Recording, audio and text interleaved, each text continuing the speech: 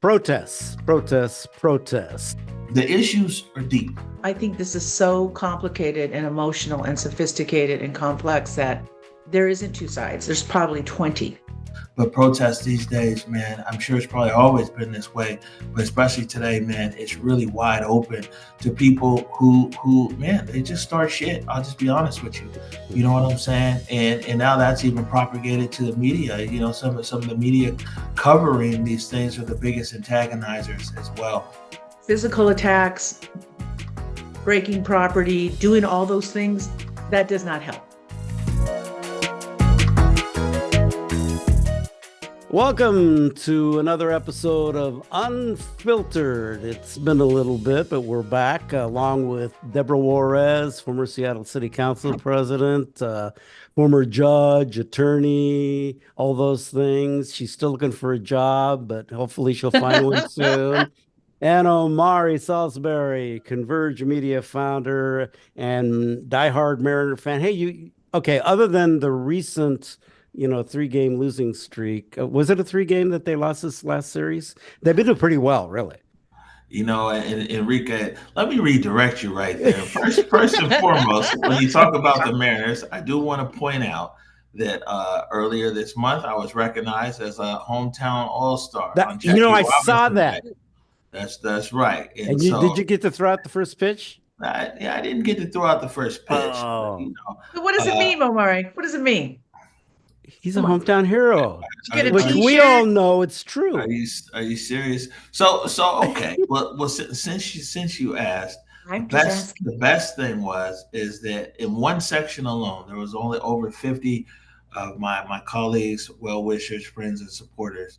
You know what I'm saying? They're all there in the game, and a stadium full of people. And it was a real nice introduction. They did a video montage. Nice. My daughter flew home from Atlanta. My son flew home from Chicago. Sweet. Yeah, no, I mean it was really see it. And for somebody who grew up watching the M's in the Kingdom, walking down there from the Central District, down Jackson to the Kingdom, and as somebody when I started Converge, early on, like I said, I used to drive Uber and I was selling beer and peanuts in that very same stadium. And so for years later, to be recognized by the Seattle Mariners was something really special. Now, I know you don't love the Mariners like we do, but I know that you can appreciate that moment. You know what I'm saying? I'm just saying they've been around for 46 or 47 years and they haven't gone to the big mitt. That's all I said. Yeah, well, let's not worry about that. They're doing well now. But I think, Omari, that is really great. Congratulations. Send us a clip. Is there a clip of it? Well, yeah, I'd love to see it. Send it on. See it. I got to throw out the first pitch for Hispanic Heritage Month. I haven't reached your level. I haven't reached your level yet. But it's incremental with the home team. So but when you can have that, I only got to have 4 people come with me to the game. So if you had 50, that's pretty cool. So hey, congratulations, well deserved, and first pitch Mariners, give him the first pitch next time. I'm going to call Fred Rivera, who's you know what? I do have to say one thing. Back in 2016, I'm calling you out, Mariners. They promised me the first pitch. Oh. And they never followed up on that. Oh. That's been an issue for me for a while. That's where all the friction is with her. Yeah, I'm still mad about that because you know how women are. We just carry that stuff everywhere. You know how we are. Yeah, right. You hold a grudge. There you go. All right. Well, let's get serious here. Okay. Let's get serious here. Protests. So across the country, we're seeing on campuses in New York, at Columbia, down to Texas, University of Texas in Austin, North Carolina, Michigan, just across the country, and Seattle. Does this make a difference in your decision making? Does it help? Does it hurt? What do you think? Well, in general, let's start with this. And I think we all agree that everybody has obviously a First Amendment right to protest.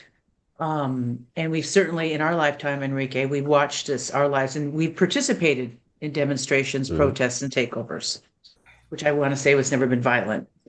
And I also want to say that the civil rights movement and the Me Too movement are different than what we're seeing, I believe are different. So you basically have people that are standing in the shoes of and believe they're allies to this Palestinian-Israeli conflict, which they have every right to do. Does it make a difference from what's going on politically 7,000 miles away? Yeah, I think it does. I think it does to elected folks. I think it raises the moral conscience of people who weren't paying attention to now start paying attention.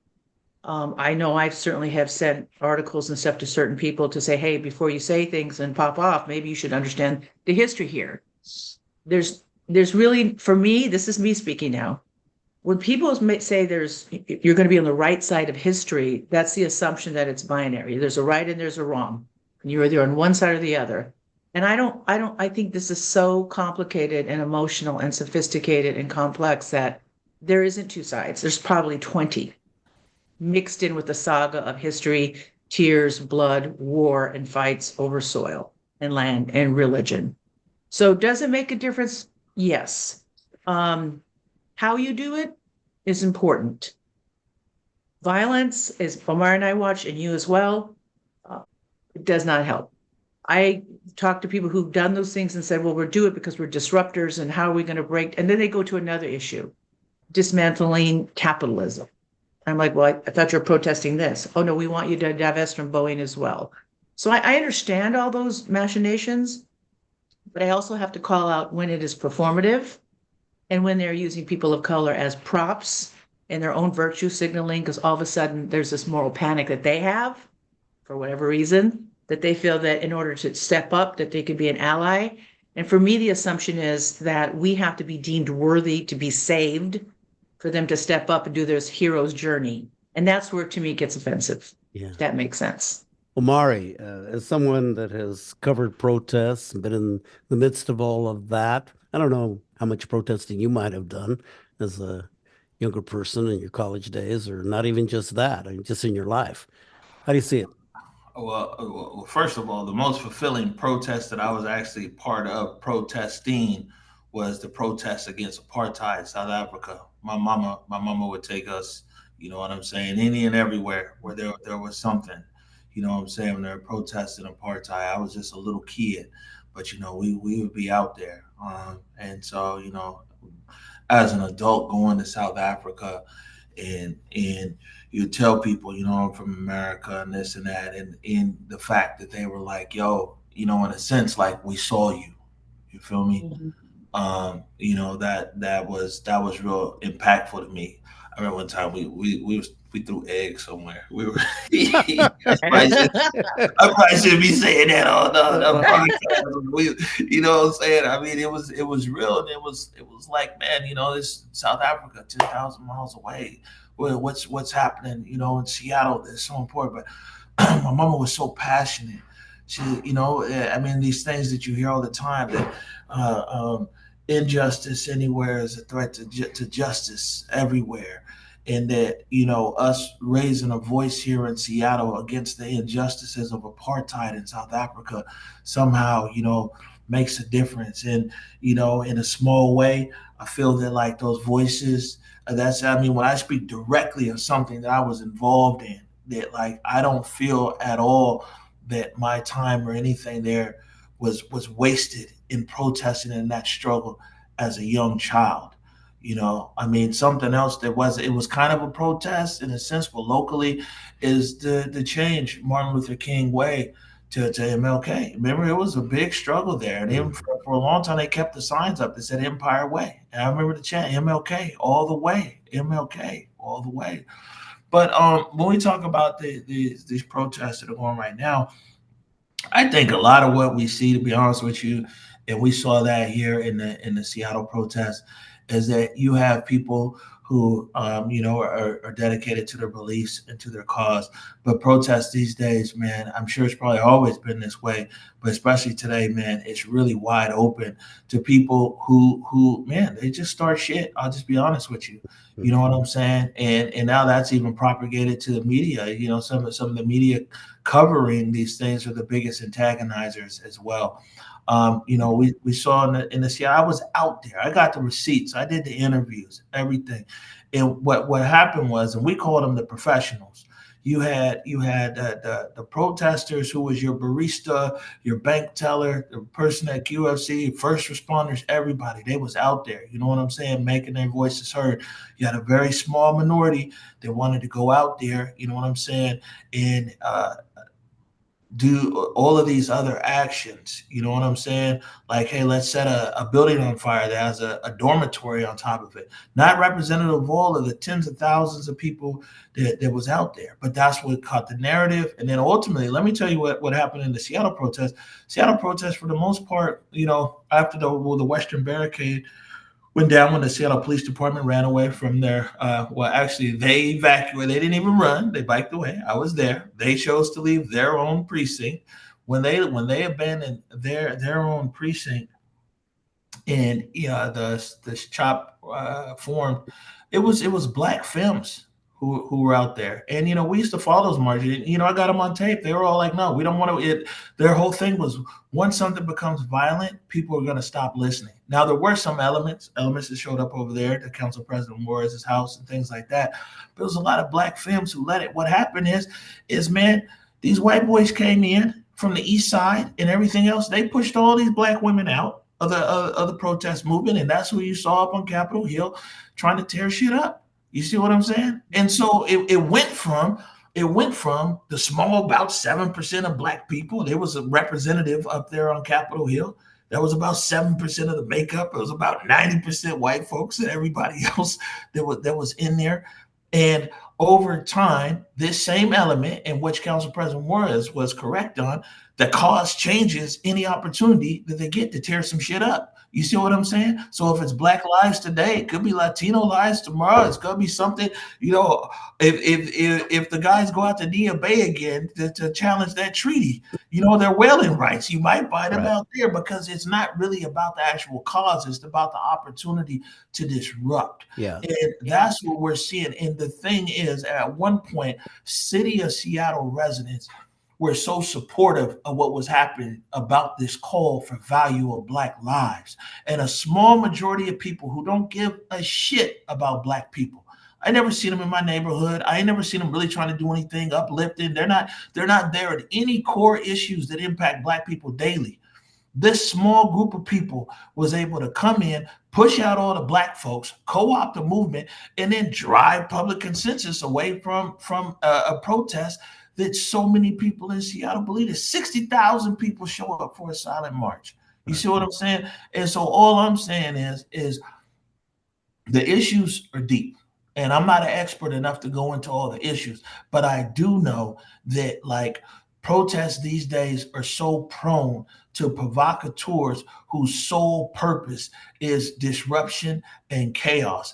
And on all sides of these issues here, you get these people. And now when you pour a toxic media on top of it, it's a dangerous space. Right. And, we've seen this in so many different protests before. I mean, go back to WTO in 1999 and how Seattle tried to prepare itself. Paul Schell, I mean, I think that was, that really killed his time as a mayor in Seattle. He tried to do all this to set up with organizations to give them a voice and all of that. And then you had these anarchists that came in, and from Oregon and other places, that just really disrupted and co-opted the whole thing. And then it turned into a violent situation. We're missing our good buddy Matt Chan here, who would really kind of also agree with everything about how ideology or some outsiders can come in and take away a message. But look what he and others were able to do in the CID in protesting the expansion of the homeless shelter there near the CID. He did it through getting people to deliver a message, and a lot of people from different ages, but no violence. No violence. Yeah, I mean, but look how selfish these people are, though. Yeah. You have a movement for Black lives, literally a movement. But these guys are so selfish that they come in, and like I said, the thing is these guys, they came in from the east side, they came in from all kinds of sides and everything else, and really, like, they shut down, man. I mean, it's just horrible, man. Well, Yeah. I think what it kind of, Omari, it's a great segue to get back. That's what I was trying to articulate. I'm not as, well, you're much more eloquent on that because you understand, because you're on the The ground. passion. He's got the passion. He was there. And, Well, and you were so too. there's a difference between the real victims, people who were victims of a power over them as Black men and women, or as Native Americans when we took over buildings and upholding our treaty rights. And then there's the constructed victims, which Mars heard me say, goofy white kids from the suburbs that show up with their Black Lives Matter t-shirt, never seen them around. All of a sudden, they're down there taking and co-opting something that should be more sacred and noble because we're the ones that actually are going to be affected. And I've heard Omari say this all the time. Those are our babies being shot. No one's going to, where you're at, and that's not happening. And I think one other thing I want to touch on, and Omari pretty much addressed it, but I want to be a little bit more specific, is the hypocrisy of some of the folks that I see out there, where, it's kind of like Animal Farm. Remember Animal Farm? Some people's rights are more equal than others. It's like some people exercising their First Amendment rights are more equal than others exercising their First Amendment right. So you have one group and then another group shows up, then the other group thinks that gives them the right to shout down, harass, assault anyone that's not agreeing with them. And it goes back to what Omari's saying. It takes away from the whole disruptive, we're speaking truth to power to make social justice, to make change. You've just watered and diluted that and taken that from us, from a group that still wants to see themselves as coming to save us, that we're worthy of them being our ally. And that's where you can see where I kind of I get more annoyed, because we've dealt a lot with that. And people didn't understand my history of, like Omari's mom. My mom was one of those women too that was a feminist before the word became popular, going to Native American rights issues, taking over, buildings, Daybreak Star, Cascadia down at Puyallup, and also on the lawyering side, making sure that our governor understood the Makah's right to wail, and dealing with the people that PETA and all them that showed up. I was very proud of Governor Locke then, who called out the National Guard. He was the very first governor to ever call out the National Guard to protect a group that was exercising their right. Usually you're calling out the National Guard after all hell is broken loose, like it did at WTO. And everyone made fun of him for that, but I was one of his lead advisors. But I really thought that was a brave moment for him, because he understood their treaty right. He was on the phone with them, and I was in the room, so I know what happened. And then, how hard we fought, and then to also name and honor, the John Lewis Bridge up here at Northgate. I mean, those are all honorings for people that laid their lives on the line, because they were the actual victims of these horrible things that the government did to our people, Black people, brown, that this government, the Constitution wasn't written for us. It was written for white male landowners. And so we start with that as women, people of color, to overcome that and speak truth to power, to organize, to address that. And like before we went live, I told you I was being all nerdy about the 14th Amendment, but we don't live in a colorblind society. And so when people co-opt our color and our issue and call themselves an ally and then ruin it, that's when I get angry. That's when I'm done with the nonsense. That's when I'm calling out the bullshit. When you have protests like the ones going on now, is it anti-Semitic to have a pro-Palestinian group protest against Israel? Or is it, when is it anti-Semitic? And when is it anti-Muslim? I don't think it's a tough question, in the sense of, if somebody's has a different political opinion, doesn't make it anti-Semitic or pro-Palestinian or pro-Hamas. Because I think everyone agrees that there should be a ceasefire. I think everyone agrees that all human life matters. Everyone agrees we shouldn't have this. Our president is stopping shipment to Israel. And I understand why students want divestment from Boeing, and I understand all that. But when you're throwing that around, like you're anti-Semitic, or you're pro-Palestine or whatever, that's when the name calling and that starts happening. That's when they're doing the us and them thing to other people to justify, to do something to them. And that's, to me, is when it gets dangerous, on both ends. I would say this, right? And just kind of looking at it through a different lens of everything I went through there, and experienced in the Seattle protests, and we experienced especially a lot of what I would say extreme police violence. You know what I'm saying? And it played out real life, and we saw officers there targeted, definitely targeting me, like throwing flash gang grenades at my head, and laughing and tear gas and beating us with clubs and everything else. But I would challenge somebody to go through any of my coverage, and if I'm wrong, you'll let me know that I ever call somebody racist. And you know what I'm saying? And it's it looks like some good old boy cops was over there. They was dishing it out, but I couldn't make that assessment, even though I was on the taking in of police violence day after day after day, because that's a word that I use sparingly. I know a lot of, I know of quite a few different boxes to check before I get to racist. I just be ignorant. This guy could just be an asshole. Maybe they're like that with everybody. They might treat their wife worse than they treat me. It might even have nothing to do with me. You see what I'm saying? It takes a lot to get me to that threshold. Me To too. say, you know what? I think you're racist. Yeah. And that's a term that I use sparingly, because it has a lot of power in that word. And if I was to deem somebody as racist, I need to really be able to back that up. You know what I'm saying? And so that's what I'm telling you. Like at the hands of mostly all white police and National Guard, we endured a lot. But you know what? I wasn't like, man, these is racist people. Because there's power in that word. And so I would just say that, like, I think that when someone has a different political view, and even there, I talked to the white nationalist. I talked to the Proud Boy. It turned out that there was a bunch of Samoan Proud Boys and even some Black Proud Boys. I was surprised. I had no idea. But the thing is someone having a different viewpoint, and as long as that viewpoint, you know what I'm saying, I'm sure clearly there's parameters to it.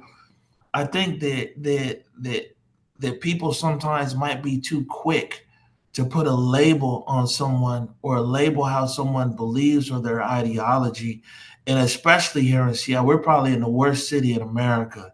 You know what I'm saying, for that. But it's hard to get a sentence out in this city sometimes without somebody labeling you as being something. That's really true Yeah, here. you know. Or Yeah, that and whole seeing those ideology thing. signs where they, in the liberated zone, I don't know what they're liberated from with over 150 tents and why they all cover their faces and they all believe they need security and protection. They're not in Gaza, they're not in Rafah, but okay, I understand some people are legitimately have family there, and I understand that. But getting back to what Omari says, those are loaded terms: fascist, racist, sexist. And people are so quick to pull that out. And I think to justify what they're going to do next again. And again, it's maybe we're just older, and where sometimes common sense isn't conventional wisdom anymore. But at the end of the day, I'm with Omari. I'm very clear about it takes me a while to get to the word racist. Yeah. And it's been a while. And as a former public defender, I represented people that were adamant that they did not want a Mexican, or they wanted a Jewish lawyer, or just violent people. But I was able, maybe just because the way we were raised and because we're of color and we're used to it, we just do our job. Yeah. Just do our job. I'm By the way, not a snowflake. I'm still bummed about the fact that the leader of the Proud Boys was named Enrique Oh Tarrio. yeah, exactly. Yeah, what's up with that? Yeah, That's I that's can't explain that. Like I can't explain my cousins that are Trump supporters. Your Okay. cousins. Oh yeah. I know. So, okay, I want to take a little bit of what we talked here with the protests, and I want to transition to talking about how those protests that happened here and during the George Floyd time had an impact on DEI, diversity, equity, inclusion. Today, now you have companies that had embraced that in the beginning and really making an effort to make that a big part of their philosophy, and maybe not. And yet today we have these attacks across the country over DEI and all of these things. And business now has moved away from calling it all that, because it's just not it's not good for business. Now, Omari, you feel passionate about this. Tell me what you think. Yeah, well, first and foremost, like most things that actually might have the potential to be good for Black people, it gets hijacked. It got So hijacked. It did get I, I, hijacked. Yeah. I agree with you with that. You know what I'm saying? Things with the best intentions, get Mhm. hijacked. And my mama used to always say, she used to be like, it's Black folks, man. Last one's hired, first one's fired. And so, all these people who got all these DEI. It's funny because the 2020 Morning Update show, I used to be on air being like, man, ain't no job security in this DEI thing. I said, these winds be blowing. You know what I'm saying? Me and Trey Holiday used to be laughing and joking. They'd be like, "Oh, DEI, DEI." I said, these It'll people don't last a minute and understand. to have a cup of I coffee, and said, then it's man, you gone. going and getting a master's degree in DEI? I said, that's going to be a scarlet letter in a few years. And sure enough, I mean, that's what's happened here. And the thing is, so let me just tell you, as a small business owner, right, how DEI equates to us. First of all, ain't nobody and no DEI person from no organization ever got us no business and hardly even advocated for us. They like us though, of course. They're like, oh man, it's Converge, it's amazing, this and that. But one, they ain't got no muscle inside the company at all. Now they're definitely respected and heard because they're the DEI specialists. And of course, they go to the board meetings or whatever meetings, and people clap. And no one's no longer touching Tyrone's hair that's braided at the water fountain. You know what I'm saying?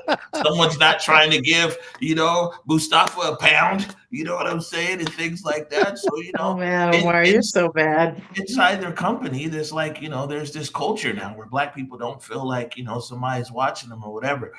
But DEI worked in silos.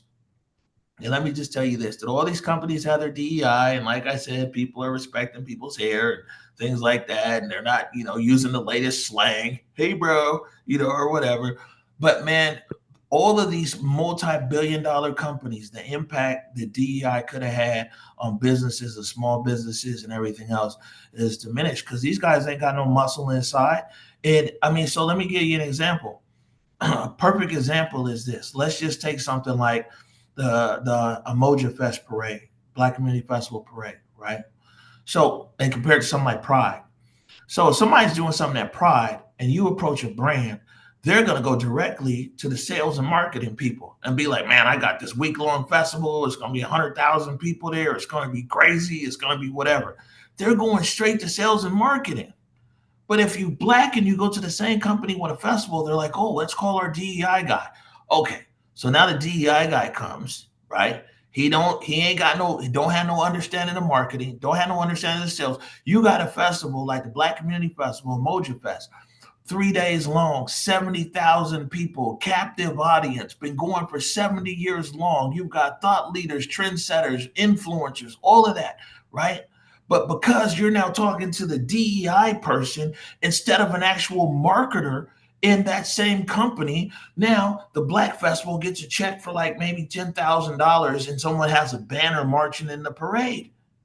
Because it never went to the actual people who actually do business in the company, who might be like, there's an amazing opportunity. How can we put 50,000, 70,000 there? Maybe we should sponsor a concert. Maybe we could have an experiential zone. Maybe we could do this and that. And so DEI and a lot of businesses here, it kills our business because as soon as it goes to the front door, and it's horrible. Do you know how many people I sell shit for a living, man? I sell advertising. Do you know how many times I've just gone to knock on a door to sell my advertising? And people are like, have you talked to the DEI director for Yeah. what? Because you get I came here to pigeonholed. sell something. You know what I'm Yeah. saying? But that's the problem with DI here in Seattle. The first person they want me to talk to is DI. I make world-class TV. What the hell I need to talk to somebody with DEI for? And either you buying or you not. And it's been door after door after door of your biggest favorite companies here across Seattle that ain't spent a dime with Converge or Black media. These same people who pat themselves on the back as DEI warriors, social justice warriors, they don't spend a dime with nobody Black. They don't spend a dime with black media. They don't do any of that. And so they sit in here and it's performative. And the DEI people at these companies are part and parcel of this performative play. Because we tell them, we're like, yo, what's up, man? The salespeople ain't getting back to us. That's one thing they should do because they're inside the company. Hey, we've been emailing the sales department. They ain't getting back to us. We've been hitting your marketing people. They ain't getting back to us. Do they got the muscle inside to go over to sales and be like, hey, man, the people at Converge said you ain't getting back to us? No. You see what I'm saying? They're paper tigers. They ain't got no teeth inside these companies. Inside the company itself, yes, they keep Tyrone's hair from getting touched. But when it comes to that same company interacting with black businesses out in the real world, man, these guys ain't got no claws.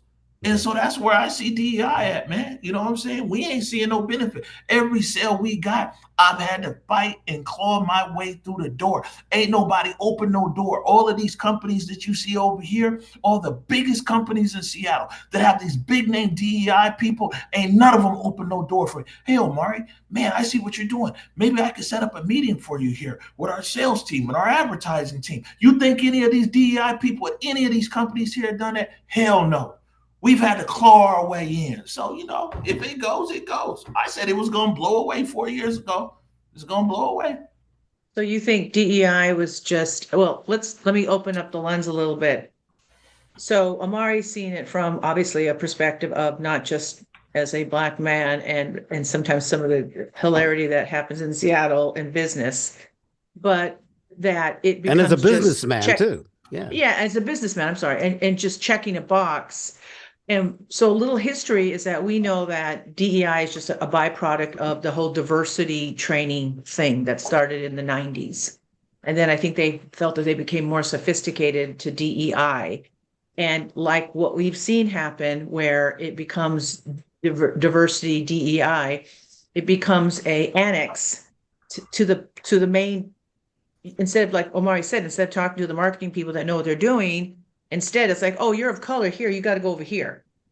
And that's not helpful. Yeah. So it's not integrated like everyone understands. This is business. It's not. And so when you start marginalizing, that's what happens. Right. But I just wanted to remind Mari and everyone who listens that, who I'm sure understand, the whole point of that, where that came from, was the United States Supreme Court upheld a year ago that DEI was unconstitutional because it violated the 14th Amendment rights of those students, and majority of them, they're in the Asian community, that brought a lawsuit against Harvard and University of North Carolina because those colleges, and many, use race, or they have what they call the race conscious admission program.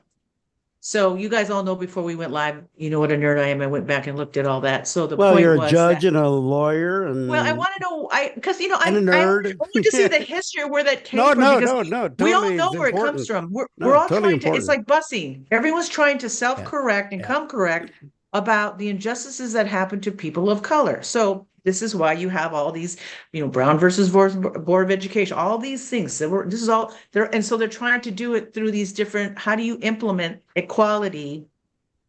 What we wanted in the 14th Amendment, the promise of equality. How do we implement that in the real world? So what you see is, and a good example right now is DEI, an outgrowth of diversity. That's in their idea is what they think they're doing. But as you heard Mari say, it's not helpful. It's not helpful because they're still annexing what's important to us over here. It's not embedded in society, and we are not a colorblind society. And so that's where I kind of got, like, I understand why people, and we should add this. DEI was supposed to be, with the unconstitutionality, stay within the four corners of the education system. But everyone I saw these articles that came out later, like, the United States Supreme Court said this is unconstitutional. So business immediately said, whoa, we're getting rid of DEI because we see it coming.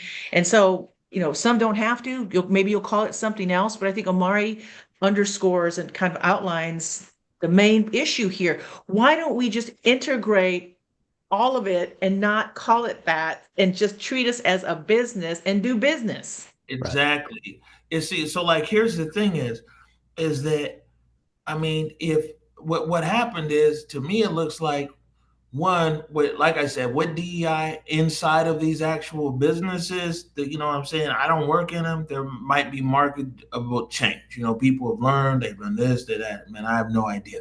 But what I can tell you as a small business interacting with these guys, the DEI office just seems like a social experiment inside of the company, separate up. And like I said, like imagine if the D if for example, I mean, I want you guys to hear again what I've just told you of all, think of every major business in Seattle, right?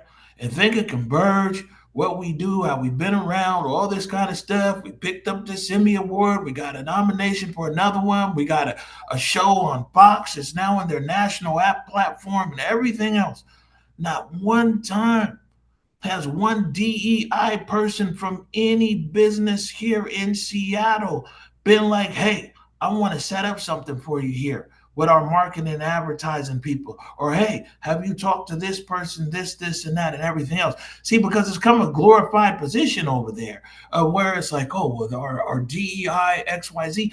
And if they just knew how to integrate and really find amazing talent that even just happened to be a color like Converge, that would be a benefit to their business. And then there wasn't be a position that would be looking to be eliminated, because it would be like, oh man, you know, our DEI integration sales marketing team here is amazing. They've connected us with X number of fantastic suppliers and vendors. But because they got DEI out here on the island, like its own little social experiment separate from the company, this is now what happens. And great talents like Converge never get any access in here. And not saying that a lot of these companies, the people who we would access, they racist as hell too, and probably wouldn't still give us no money. You know what I'm saying? Not all of them, but a good number of them are. And they play their games as well. But we never even get to reach them. And DEI has never helped us. I'm not saying they ain't helped the company that they work for, but as a small business, when I talk to other small businesses, it's all the same story. Yeah. You know, and this kind of ties where we started our conversation about protests and the messaging and all of that being hijacked, being, taken away by folks. And in this case, I think what we've really seen across the country, and particularly the Republican Party in those states, where, in a way, they've been smart about how they've been able to attack this. And it's like calling someone a liberal and making that a dirty word, you know. Yeah. So that's kind of what we come back to here. So the challenge is, again, it just, when you think you're making progress, you kind of lose sight of what you're trying, what should be done, and the possibilities of actually helping society and folks just kind of gets lost, because again, someone has a political agenda, or in the case of business, if you start, they don't see any money part of it, they forget about it. I'm gonna tell you the best thing though, right? Let me tell you something. Is our show Back to Basic. This on Fox, right? So it's almost going to be a year, and we've only had a handful of advertisers. You know, it's the same people always keep it real. It's the arts. That's some people. If I give a shout out here, who's not performative, who's real deal, who's committed, is our arts. People like STG, the opera, the ballet, Fifth Avenue Theater, man. You know what I'm saying? They with it 100%. All these other guys, they just see which way the wind blows. But let me tell you, we're so emboldened after knocking on all these doors for a year of all the biggest businesses you've seen out here in this city and not getting no action, and we still on air and we produce amazing TV every week. That's why it's like, man, we've just doubled down on our blackness, man. I'm good. We don't want your money, because we've survived. You see what I'm saying? This is and you do TV. It's crazy what we do and we produce every week. And Right. we've done it on our own with the support of our $5 family. And you know what I'm saying? People in the central district and things like that, and our community supporting us. So at this point, we don't even want it. And I only bring that up because it's like one of the biggest farces that happened. And it's, you know what I'm saying? A lot of people see it as good. These guys are closing these DEI offices on these universities. These are places they ain't want no niggas no way. And you know what? There's 112, 117 historically black colleges and universities. I graduated from one of them that got their arms wide open and has been there since the end of slavery. You know what I'm saying? It's us who feel that we're not enough. So we have to be validated by a white environment. You see what I'm saying? And we've brainwashed ourselves into that. I'm a graduate from Elizabeth City State University, where I was on radio at WRVS, 89.9, ECSU. I've been to 65 countries around the world. I speak 3 languages. You know what I'm saying? I own a media house here in Seattle. And you know what? I did it in a black experience at a black university. And so, you know, it's a lot of people in the black community. We ain't pressed. Take this shit away. It's good. You know what I'm saying? We're going to go back to our roots. Just like Converge. I'm tired. I ain't dancing for these white folks out here no more. They want to sit up here and, oh, Marty, we love Converge. We love this and that. But at the end of the day, they call me a nigga behind my back and refuse to invest and refuse to spend money. Keep that. You know what I'm saying? And so while there's this mantra here of like, oh, it's equality, it's this and that, we've always known it's never been equal. We've always known it's never been fair. You know what I'm saying? And just like the HBCU shit, we need to be investing more in these native universities and native opportunities. And it's like, man, these native people shouldn't have to go to these white campuses to try to prove that I'm good enough. They've always been good enough. They just been underfunded and under-resourced. You know what I'm saying? I mean, let me calm down. I'll get on for an hour.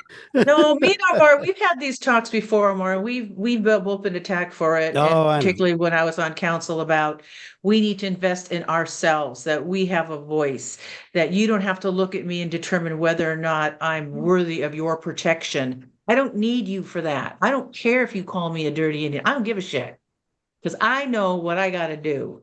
I don't care. All I'm saying is under the law, don't deny me education. Don't deny me health care. Don't deny me my rights as a United States citizen. I don't need the crazy liberal social justice warriors. We need an encampment for protection for Black people, goofy white kids with their, whatever. It's like, no. And so I kind of get mad at my youngins, my younger niece and nephews. And a couple times Omari will tell you, where I've pulled them up short a few times where, just kind of like pulling them back. Like, this is our fight. This is our voice. And I've never said this part to Omar because I've never had to, but I've told some other folks, I know that you like white liberals and you will pour them as much white liberal, guilty juice as they can guzzle so they can feel better about themselves to quench their own moral panic and recognizing their white privilege and centering and uplifting marginalized people. I'm like, well, not that though. Brilliant. I'm intelligent. I got here. So I just really have to grit my teeth when I see some of my brothers and sisters behaving that way. Like, you don't need to go to them to have affirmation that you are enough. But the more you do it, you put in their head that we need them that way. Yes, be an ally. Got it. But don't use me as a prop. When you want to roll out a new law or a new product, don't grab me and say, well, because I'm white, it's probably better if you did it. I'm not that. And so, as getting back to what Omari says, and I'm glad he said it because I don't think people of color say it enough. The social justice objectives, we can step back and say to ourselves, okay, did defund the police work for social justice? Did stop the sweeps and housing first? Did that work for social justice warriors out there 4 years later? I think history will answer that. I think we can all have our opinions about that. Not saying that it wasn't necessary, but I remember, and I kind of got after some of my colleagues, and I've said this offline, I've said it online, I'll say it again. When I saw some of my colleagues down there during the protests, down at the barricades, taking pictures and putting it on Twitter like it was Coachella, I was offended. It's like, you're elected people, you have platforms and access to social media and a voice that can be amplified on the nightly news, national news, and you've done that. Why are you taking up space for the people that really want to be in the front line, Black women and men, about police brutality and what went on with George Floyd? Why are you taking up that space and then putting it on Twitter to make yourself look like a hero, like you're so great? That just angered me. It just really, really, you cheapened what we have fought for. So when people bring up, oh, it's like the civil rights movement. No, it's not. You didn't have to march for your rights to vote. We did. We had the right march to for our rights, for our treaty rights, and all these things. We did that. And I'm trying to get these young folks coming up to like, you don't need to look at crazy lefty progressive liberals to defend and speak for you. You have it in your DNA. Your people are still here, regardless of all the things that this country has thrown at us, tried to kill us, genocide, you name it. We're still here. That means we are brilliant. We are resilient. We are intelligent. And I just want our folks to know, as Mari was saying as well, we are enough. The fact that we're here is enough. Yeah. Last word, Omari. Here we go. No, yeah. I mean, I'll just double down on that we are enough. And if there's anything, like I say, going into all of this 2024, is that what we continue to tell ourselves and to tell young people, man, is you don't have to go nowhere for someone to validate your value, to validate your existence and everything else. You are enough. We are enough. And we talk about our media and everything else. We are enough. And that's why we're working hard here, expanding things, everything else. Is that, I mean, and it's not even in an animosity kind of way. Like, like I said, I rock with all of God's people, man. You know what I'm saying? Even here in our company, like, we're hella diverse. But one thing for sure is like, the time is now for us people of color to know that we don't have to go to the pedestal to be like, oh, you guys, oh, you're a worthy one. You're not. It's within us, within our communities, and within us supporting each other. And we gonna be all right. Mm-hmm. Agreed. All right. Well, this is why we call this Unfiltered. Well, thank you both, and we will talk more next time. Go Mariners. That's right. That's Go Mariners.